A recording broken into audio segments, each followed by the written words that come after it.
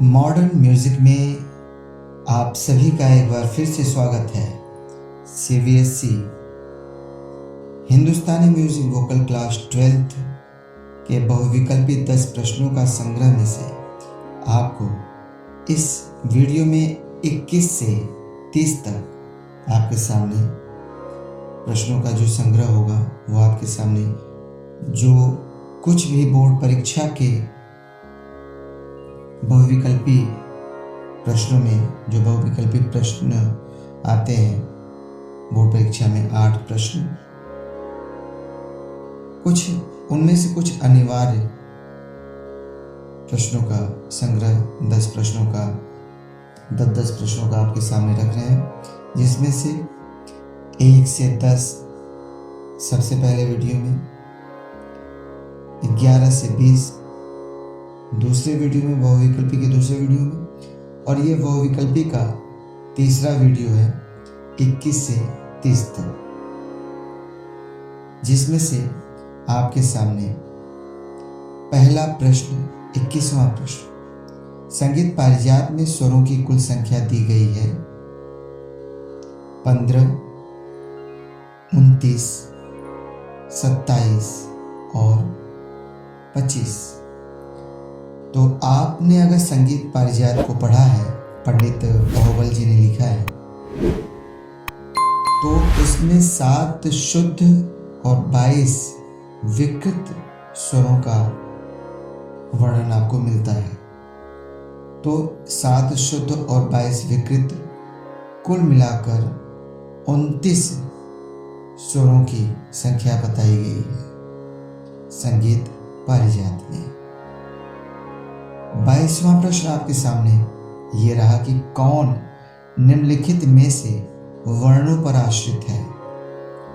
पहला है अलंकार, मींड, मूर्छना और कर्ण। ये 4 विकल्प आपके सामने हैं। तो आपको मैं बता दूं कि सबसे पहले आपको ये जानना है कि वर्ण किसे कहते हैं। गाने की क्रिया या गाने के तरीके को वर्ण कहते हैं। अब जिसमें से 4 प्रकार हैं उनके, पहला स्थायी वर्ण, आरोही वर्ण, अवरोही वर्ण और संचारी वर्ण। स्थायी वर्ण में एक ही स्वर पे बार बार एक ही स्वर का उच्चारण।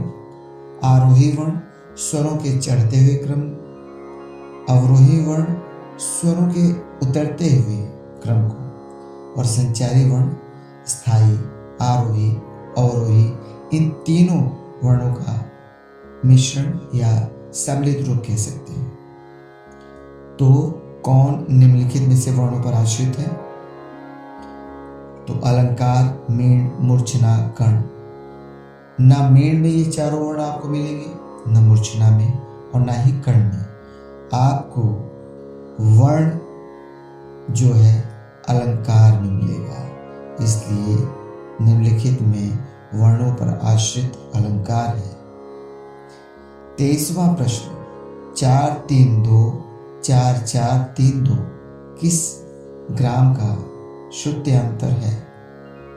अब इसके पहले वाले वीडियो में आपने देखा था कि 4 3 2 4 3 4 2 के बारे में बताया गया था, और उसमें आपको बताया गया था कि एक श्रुति षटज ग्राम के पंचम की एक श्रुति कम कर देने से, जो 17वीं पे है 16वीं पे कर देने से मध्यम ग्राम मिलता है। तो उसका जो श्रुत्यांतर था 4 3 2 4 3 4 2 था।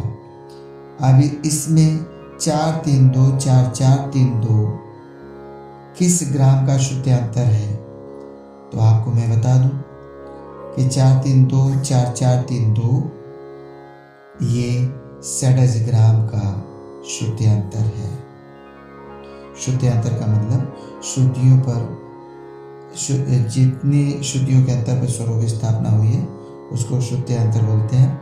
चौथी श्रुति पे सा, 4 3 7वीं श्रुति पे रे, 7 2 9वीं श्रुति पे ग, 9 4 13वीं श्रुति पे म, 13 4, 17वीं श्रुति पे प और 17-3 20वीं श्रुति पे ध और 22 22वीं श्रुति पे नी। इस तरह से षडजग्राम का ये श्रुत्यांतर आपके सामने है।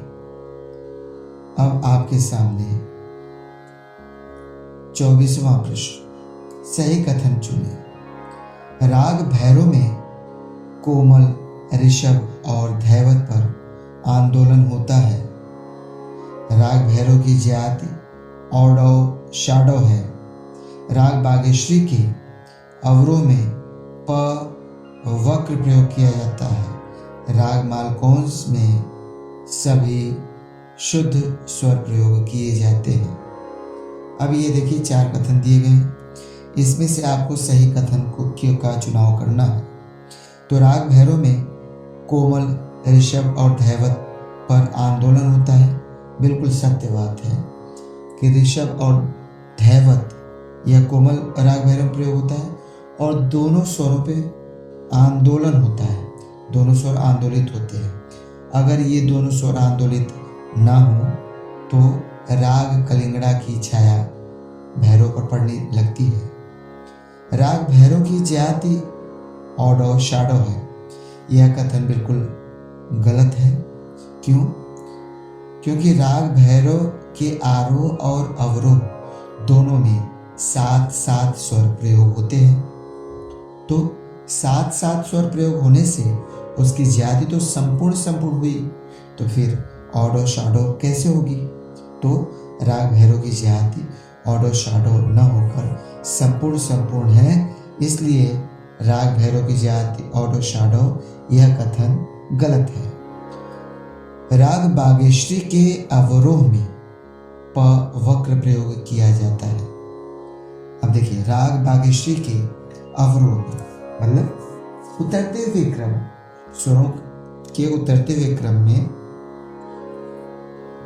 उसके आरोह में तो रे और प स्वर वर्जित है।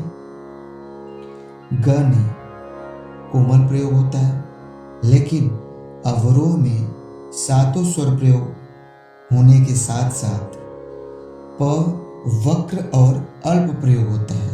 इसलिए यह कथन बिल्कुल सत्य है कि राग बागेश्वरी के अवरोह में प वक्र प्रयोग किया जाता है। राग मालकौंस में सभी शुद्ध स्वर प्रयोग किए जाते हैं। यह कथन बिल्कुल गलत है। क्यों? क्योंकि राग मालकौंस का अगर आपने परिचय पढ़ा है तो इसमें ग, ध और नी स्वर कोमल प्रयोग किए जाते हैं। तो सभी शुद्ध स्वर कैसे प्रयोग किए जाएंगे? इसलिए यह कथन गलत है। तो इसमें जो सही कथन है वो आपके सामने, राग भैरव में कोमल, ऋषभ और धैवत पर आंदोलन होता है और राग बागेश्वरी के अवरोह में प वक्र प्रयोग किया जाता है। यानी पहला और तीसरा कथन सही है। प्रश्न संख्या 25, रूपक ताल में 10 मात्राएं होती है। झप ताल में पहली मात्रा पे खाली होता है। मीड़ को दिखाने के लिए ये उल्टा अर्ध चंद्र बनाया गया है। इस चिन्ह का स्वरों के ऊपर प्रयोग करते हैं और राग मालकौंस में रे प स्वर वर्जित है। अब ये जो 4 कथन आपके सामने दिए गए हैं, रूपक ताल में तो 7 मात्राएं होती हैं, 10 मात्राएं तो होती नहीं। तो पहला कथन बिल्कुल गलत है। दूसरा कथन, झप ताल में पहली मात्रा पे खाली होता है, यह कथन बिल्कुल गलत है। क्यों? क्योंकि रूपक ताल के पहली मात्रा पर खाली होता है। कुछ संगीतज्ञ ये मानते हैं कि रूपक ताल की पहली मात्रा पे खाली, और ताल नियम ये कहता है कि हर ताल का जो पहला मात्रा वो सम होता है, लेकिन 7 मात्रा के तालों में ये अपवाद है। क्योंकि 7 मात्रा की ताल में पहली मात्रा पे संगीतज्ञ खाली मानते हैं। उसमें से 7 मात्रा में एक ताल रूपक ताल है। तो यह कथन बिल्कुल गलत है कि झप ताल में पहली मात्रा पे खाली होती है। झप ताल में नहीं, रूपक ताल में होता है। तो ये पहला और दूसरा दोनों कथन गलत है। मीड को दिखाने के लिए ये जो उल्टा अर्धचंद्र बनाया गया है, इस चिन्ह का स्वरों के ऊपर प्रयोग करते हैं। बिल्कुल सत्य। स्वरों के जो ऊपर प्रयोग करते हैं वह अर्धचंद्र बनाकर स्वरों के ऊपर, जैसे सा से म तक जाना या सा से प तक जाना है, तो सा और प या सा और म को पर मीड दिखाने के लिए सा और प के ऊपर अर्धचंद्र को उल्टा बनाते हैं और मीड का वो चिन्ह होता है। यह कथन बिल्कुल सत्य है। राग मालकोंस में रे प स्वर वर्जित है। बिल्कुल सत्य है, क्योंकि राग मालकोंस के आरोह और अवरोह दोनों में 5-5 स्वर प्रयोग होते हैं, इसलिए उसकी जाति ऑडो ऑडो है। और जो स्वर वर्जित है वह रे और प स्वर है। तो इसलिए इसमें तीसरा और चौथा कथन सत्य है। अब चलते हैं 26वें प्रश्न पर, जिसमें प्रथम एवं द्वितीय सूची का मिलान करेंगे। अब देखिए आपके सामने ग म ध ध प, इसके सामने लिखा है बागेश्वरी। ध म प ध ग म ग रे सा, इसके सामने लिखा है मध्यम ग्राम। 3 श्रुति पंचम, इसके सामने लिखा है भैरव। और राग विवेकाध्याय, इसके सामने संगीत रत्नाकर। दिए गए विकल्प में से सही उत्तर चुनें। अब आपके सामने ये 4 विकल्प दिए गए हैं, जिसमें से आपको सही विकल्प चुनने हैं। सही विकल्प अगर देखें तो ग म ध ध प वह राग भैरव है। क्यों? क्योंकि अभी आप इसके पहले आपने सुना इस वीडियो के माध्यम से कि रे और ध स्वर आंदोलित होता है। तो यहाँ पे ग म ध ध आंदोलित होकर प पे आ रहे हैं, तो यह राग भैरव। ध म प ध ग, अब इसके पहले आपने ये भी सुना, आपने ये भी देखा कि राग बागेश्वरी में प वक्र प्रयोग होता है, मतलब अवरोही क्रम में प का प्रयोग होता है, वो भी क्योंकि आरोही क्रम में रे और प स्वर वर्जित है, तो अवरोही क्रम में प लगता है। तो इसमें आप देखेंगे म ध के बाद म आया है अवरोही क्रम, फिर म के बाद तुरंत उल्टा म प ध जाके फिर ग आया है। तो टेढ़ा मेढ़ा चलना यह वक्र चलन है। तो म के बाद अवरोही क्रम में अगर प आता है तो वक्र हुआ, टेढ़ा हो गया। क्योंकि म के बाद प आना यह तो आरोही क्रम हुआ, अवरोही क्रम नहीं। लेकिन अवरोही क्रम में अगर आपको आरोही क्रम प का दिख रहा है तो यह वक्र प्रयोग है। तो इसलिए यह राग बागेश्वरी का है। 3 श्रुति पंचम, अब देखिए अगर मध्यम ग्राम में आप देखेंगे तो 3 श्रुति पे पंचम है। क्यों 3 श्रुति के अंतर पे? क्यों? क्योंकि प जो है, प से म की दूरी षडज ग्राम में 4 श्रुति का अंतर है, लेकिन मध्यम ग्राम में 3 श्रुति का अंतर है। इसलिए मध्यम ग्राम का जो श्रुति अंतर है 4-3-2, 4-3-4-2 है, 4-3-4-2। तो ये 3 श्रुति का जो अंतर पंचम का है वो मध्यम ग्राम का है। अब राग विवेकाध्याय, यह अध्याय संगीत रत्नाकर में है, तो इसलिए इसमें जो सही विकल्प है वह ये है कि पहले का तीसरा, दूसरे का पहला, तीसरे का दूसरा और चौथे का चौथा। यह 26वां प्रश्न। 27वां प्रश्न आपके सामने ये रहा। दो कथन दिए गए हैं। राग भैरव प्रातःकालीन संधि प्रकाश राग है, पहला कथन। दूसरा कथन, राग मालकौंस का गायन समय प्रातःकाल है। अब आपके सामने सही विकल्प चुने। ये 4 विकल्प दिए जा रहे हैं, जिसमें से कथन 1 और 2 दोनों गलत, 1 सही और 2 गलत, 1 और 2 दोनों सही और 1 गलत है और दूसरा सही है। ये 4 विकल्प दिए गए। तो आप देखिए, राग भैरव प्रातःकालीन संधि प्रकाश राग है। ये तो बिल्कुल सत्य है।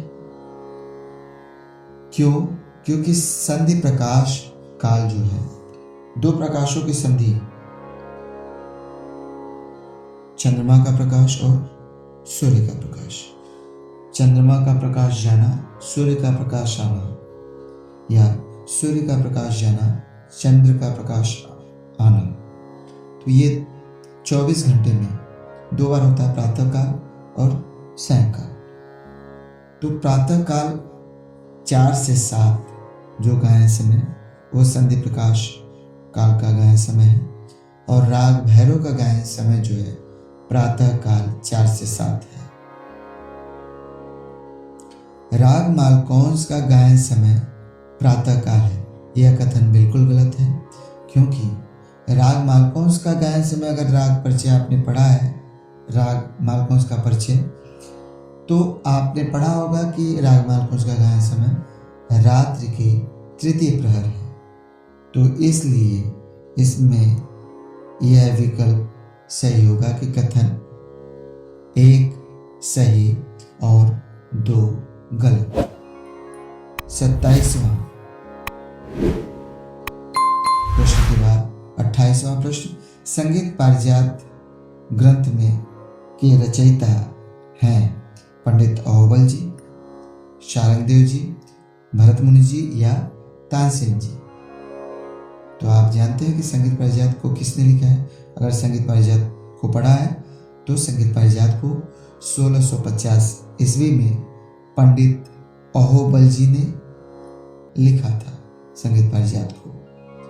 अब अगले प्रश्न, 29वां प्रश्न। राग मालकौंस को गाते समय तानपुरे के पहले तार को मिलाएंगे मंद्र पंचम से, मंद्र मध्यम से, मंद्र षडज से या मंद्र निषाद से। तो आपने तानपुरा मिलाने की विधि पढ़ा होगा, तो उसमें आपने पढ़ा होगा कि तानपुरे का जो पहला तार है सबसे पहले पंचम से, मंद्र पंचम से मिलाया जाता है। अगर जिस राग में पंचम वर्जित होता है तो मंद्र मध्यम से मिलाया जाता है, और जिस राग में म और प दोनों वर्जित है तो मंद्र निषाद से मिलाया जाता है। अब राग मालकौंस में देखें कि रे और प वर्जित है, लेकिन मध्यम का प्रयोग है। राग मालकौंस का वादी स्वर है, वादी स्वर सबसे महत्वपूर्ण स्वर होता है। तो इसलिए राग मालकौंस को गाते समय तानपुरे का जो पहला तार मिलाएंगे वो मंद्र मध्यम से मिलाएंगे। 30वां प्रश्न, फिर से सही कथन चुने। धमार ताल विलंबित ख्याल में बजाया जाता है, छोटा ख्याल विलंबित लय में गाया जाता है, रूपक ताल में खाली उसके सम पर ही है। संगीत रत्नाकर में 7 अध्याय है। अब देखिए आपके सामने ये 4 विकल्प। अब मैं बता दूं कि धमार ताल विलंबित ख्याल में बजाया जाता है, यह कथन बिल्कुल गलत है। क्यों? क्योंकि धमार ताल को धमार गायन शैली में बजाया जाता है, न कि ख्याल गायन शैली में। इसलिए पहला कथन गलत हुआ। दूसरा कथन, छोटा ख्याल विलंबित लय में गाया जाता है, यह कथन भी गलत है। क्यों? क्योंकि छोटा ख्याल को द्रुत ख्याल कहते हैं और द्रुत ख्याल को द्रुत लय या मध्य लय में गाया जाता है, विलंबित लय में नहीं। तो यह दोनों कथन गलत हुआ। रूपक ताल में खाली उसके सम पर ही है। बिल्कुल सही, यह कथन बिल्कुल सही है कि रूपक ताल में खाली उसके सम पर ही है। इसका मतलब हुआ कि ताल नियम ये कहता है कि पहली मात्रा पे सम होना चाहिए, लेकिन रूपक ताल पहली मात्रा पर संगीतज्ञ खाली मानते हैं। तो इसलिए यह कथन बिल्कुल सत्य है कि रूपक ताल में खाली उसके सम पर ही है। यूँ कह सकते हैं कि पहली मात्रा पर कुछ संगीतज्ञ सम मानते हैं और कुछ खाली मानते हैं, तो दोनों सम भी मान सकते हैं और खाली भी मान सकते हैं।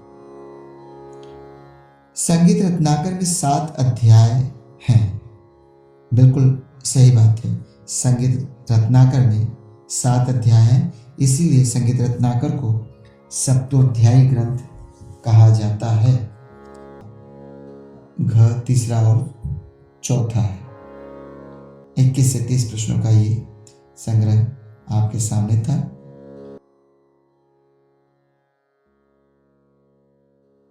धन्यवाद, आपने इस वीडियो को ध्यानपूर्वक देखा, आपका बहुत बहुत आभार। आपको लगता है कि ये वीडियो आपके लिए थोड़ी सी भी सहायता प्रदान कर सकती है तो लाइक, सब्सक्राइब और शेयर करना न भूलें। अगर इस चैनल पे आप पहली बार हैं तो इसको नीचे दिए गए सब्सक्राइब बटन को दबाकर सब्सक्राइब कर लें और बेल आइकन को दबाने से आपके पास मेरे सारे वीडियो पहुंचते रहेंगे और आपको इससे सहायता मिलती रहेगी। एक बार फिर से धन्यवाद।